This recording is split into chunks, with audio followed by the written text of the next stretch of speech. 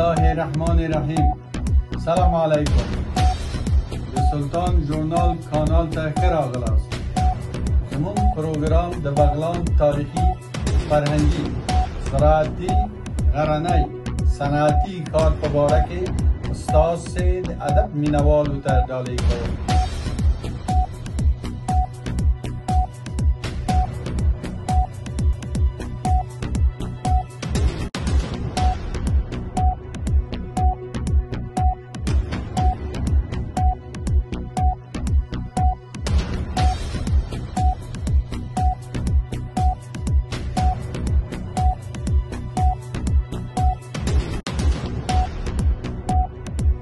بسم الله الرحمن الرحیم.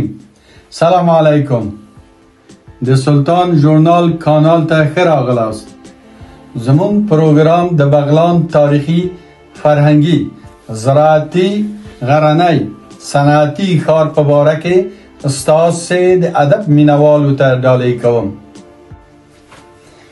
د بغلان ولایت د افغانستان په شمال ختیځ کې واقع شوی دی.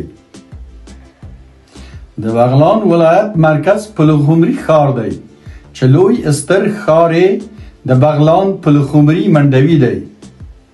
د بغلان ولایت 230 کیلومتره تر کابل ښار مزار شریف واقع شوی دی چې 8 ولایت د شمال زموږ د هیواد د کابل افغانستان مرکز سره یوځای کوي. بغلان ښار یو تاریخي، فرهنګي، قدیم نه آثار لیدل کېږي چې د دې لیدلو لپاره داخلي او خارجي خلک د لیدو لپاره راځي.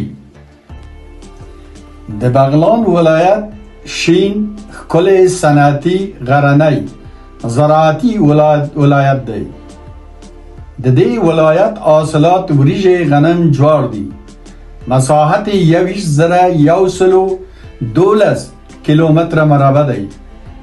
جمعیت 1,14,640 دی. 550 متره له سمندر څخه لوړوالی لري.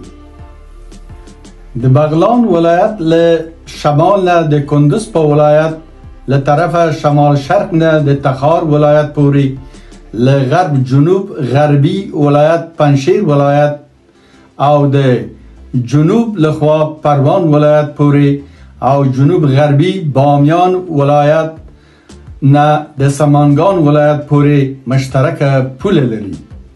د بغلان ولایت رسمي ژبه پښتو دری دی. د بغلان ولایت کې پښتون، تاجک، ازبک ژوند کوي. د بغلان ولایت 15 ولسوالۍ لري چې نمونه یې دادي: د دوشي ولسوالۍ، د خنجان ولسوالۍ، د بغلان نوی ولسوالۍ، د اسحارک ولسوالۍ، پلخمري ولسوالۍ، د تاله برفک ولسوالۍ، د نهرین ولسوالۍ، د اندراب ولسوالۍ، د خوست و فرنګ ولسوالۍ، د دهنه غوري ولسوالۍ، د سلا ولسوالۍ، د گذرگاه نور ولسوالۍ، د برکه ولسوالۍ، د جلگه ولسوالۍ، د فرنګ غارو ولسوالۍ دی.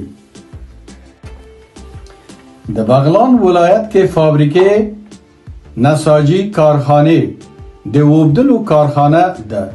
د غوري سمنټو فابریکه د معدنونو، زغال سنگ، سکرو، قندونو، شکرو تولیدات په همدې ولایت کې په حساب کې فعاله برخه لري. بغلان ولایت پوهنتون هم لري او د استادانو لخوا انساني علم په تدریس کېږي او د ژوند بېلابېل اړخونه په ډېر عالي ډول د عوامو خلکو په ژبه تشریح کېږي ترڅو خلک ترېنه پوهه او خپل مقصد ترلاسه کړي. د طالبانو امارت راتګ سره د بغلان د نجونو مکتبونه او پوهنتون بند شوی دی. افغانستان دولت باید خودکفا شي. ملي یووالی، ورورولي، ملي وحدت، اتحاد غوره کړي. چې څوک د شک او تردید ګمان ورته ونه ګوري. د نجونو مکاتب بندول دا تحمیلي جنگ دی. علم سره که علم نه وای نن به جهان دومره پرمختګ کړی نه وای. داسې لاره غوره کړئ چې د افغانستان د خلکو د ښځو، نارینه‌و، علماو، متفکرانو، ماسترانو، دکترانو، متخصصانو او خارجي او داخلي د قناعت وړ وي. د پروګرام په آخر کې یوه دنیا مننه.